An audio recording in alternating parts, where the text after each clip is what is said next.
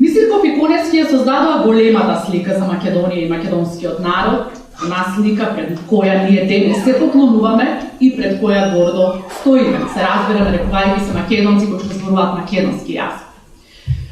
Продолен е стихот на Коневски во поемата Ракување, вели: "О, треба да сме три силни по дух, деца на мало потиснато племе."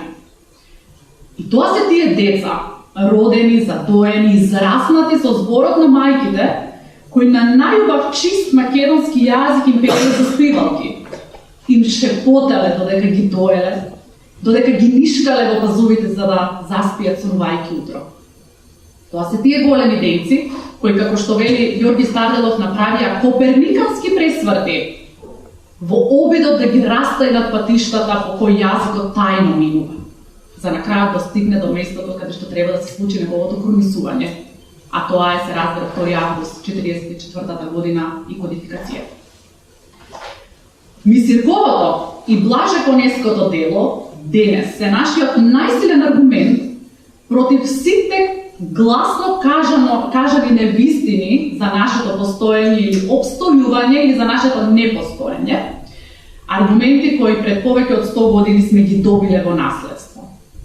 И сега втурнат во еден постојан кипеш од историски неправди, невистини, превртени факти од најразлични лингвистички лаици и квази научници, тој, силниот ни македонски јазик, е како оној огромен раскрилен орел во сказните, она огромна птица која што најчесто го спасува јунакот и го вади на површината на земја. Јазикот е најточниот патоказ што треба да го следиме, за да се издигнеме над ефемерните и небулозни невистини за тоа дека токму нашиот јазик е стар помалку од 1 век. Преку јазикот, ние всушност ги градиме нашите лични и колективни односи со себе, но и со светот. Јазикот е кодот што ги отвора вратите кон сите реални и имагинарни светови. И токму јазикот ни дава неограничена слобода. Му дава неограничена слобода на авторот кој твори, да создава нови светови, разслојувајќи ги зборовите да создава нови значења, да гради метафори, да персонифицира, да прави алегории, да буквално опоменува и поттикнува на размислување. Денеска македонската книжевна продукција, македонската песна, македонската драма, фолклор, театар, филм, всушност го носат македонскиот збор низ светот.